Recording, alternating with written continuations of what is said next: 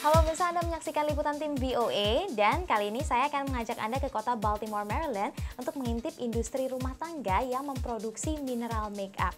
Nah, mineral makeup itu begitu populer atau tren di Amerika Serikat. Pemirsa pengen tahu kenapa sih mineral makeup itu begitu populer? Kita simak liputan berikut ini. It's possible it needs more of the silver fine, but it's also possible. Di rumah mungil di distrik bersejarah Fells Point, Baltimore, Debra dan stafnya memproduksi makeup mineral homemade. Monave, demikian mereknya, merupakan singkatan moto mereka. Modern, natural, dan versatile atau serbaguna. It doesn't add like oil and waxes to your skin. It's just a powder. So it sits really well in a humid climate. And it's got other benefits too. If you have some acne, it'll help. Walaupun di Amerika produk kosmetik tidak harus lolos uji Badan Pengawasan Makanan dan Obat-obatan atau FDA sebelum dipasarkan, namun jika suatu produk terbukti mengandung bahan-bahan berbahaya atau yang dilarang, maka FDA berhak menarik produk tersebut dari pasaran.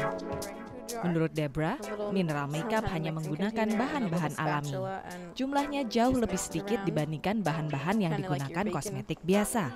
Karenanya aman bagi kulit sensitif atau berjerawat. There's two different ways to make makeup. You can be a chemist and you study how to work with chemicals and chemical reactions, or you can be a handcrafter. I started putting the colors together, so I'm an artist. So what I consider myself doing here is the color blending. I have to understand texture. I have to understand what your face wants from makeups. This one's gonna have, it has two types of. Menurut perempuan berdarah Armenia ini, makeup mineral baru mulai populer di Amerika dalam dekade terakhir, seiring meningkatnya kecemasan akan bahan-bahan kimia dalam produk kecantikan. Pakai mineral makeup pertama-tama karena kulit saya tuh sensitif ya. Terus kedua juga saya tuh nggak senang kalau misalnya pakai makeup tuh medok. Jadi misalnya pori-porinya ketutup gitu. Nah kalau misalnya pakai mineral makeup tuh nggak kelihatan ketutup gitu, kelihatan tetap alami, seger. Pigments that are made of like iron or other metals like bronze or copper and cerussite and titanium dioxide, and they can't enter into your skin. They sit on top of your skin. They don't clog it because it's not oil.